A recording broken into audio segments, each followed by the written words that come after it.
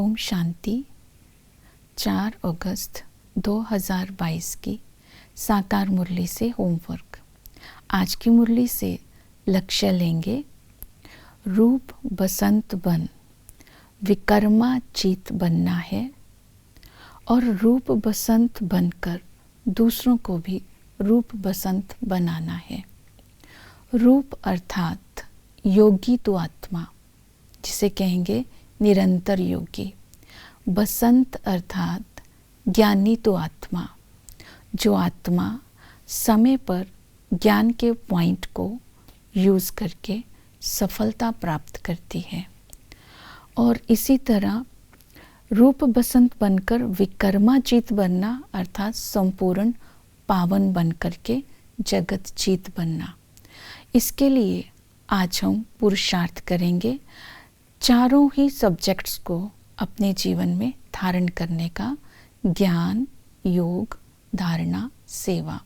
तो विकर्माजीत बन हम भविष्य का जगत जीत बन सकते हैं। तो आज की योग की बात बाबा ने बताई कि जितना तुम याद में रहेंगे उतना विकर्माजीत बनते जाएंगे।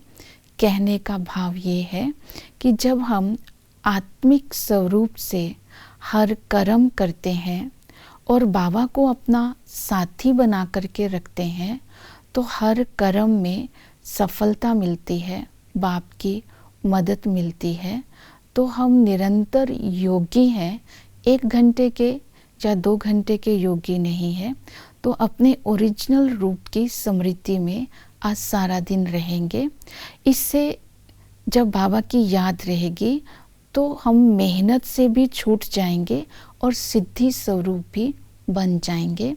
जितना बाबा की याद रहेगी उतना ही ज्ञान की धारणा भी होती रहेगी। हमारे व्यवहार में अलौकिकता आ जाएगी, आत्मिक दृष्टि बनी रहेगी, तो हम विकर्माजीत बन जाएंगे। तो इसी तरह निरंतर याद का आज अभ्यास करेंगे।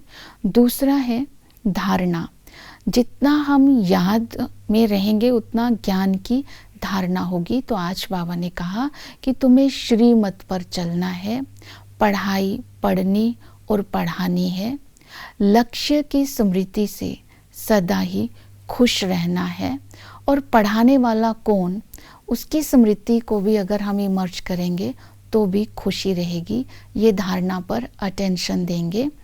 और सेवा के लिए बाबा ने बताया है कि सेवा तभी कर सकते हैं अगर रूप बसंत बनेंगे, क्योंकि योग की शक्ति होगी, ज्ञान की धारणा होगी तो सेवा करना सहज हो सकता है।